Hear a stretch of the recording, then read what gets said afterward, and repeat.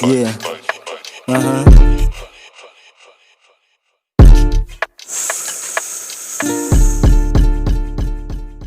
Goods na goods dito sa Gedli, habang mga tropa sa bog, tamang FE. Yung iba dito sa likod, di stopol di makamove na dahil sa sinindihan na dubi.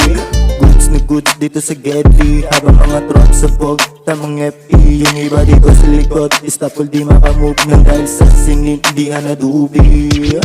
Pagka-pop ng sagadangat sa utak, talaga naman napakalakas ng amat. Sa sobrang lakas talaga dalhin ka sa ulap, habang bagsak ang taluka. Ayaw pa na magpaawat kahit natin tuyo na ang lalamunan. Hanggat hindi pa nag-uusap kasi hindi titigilan, bago pumipasa sa aking kanan. Sa'yo na, papatay baka no Canada streets, dito mo lang yung makikita sa A3. Habang mga mata namin ay singkit, kapait na klase yung amin na pulit. Goods na goods dito sa Gedli, habang mga tropa sa bog, tamang FE. Yung iba dito sa likod, di stopol di makamove na dahil sa sinindihan na dubi.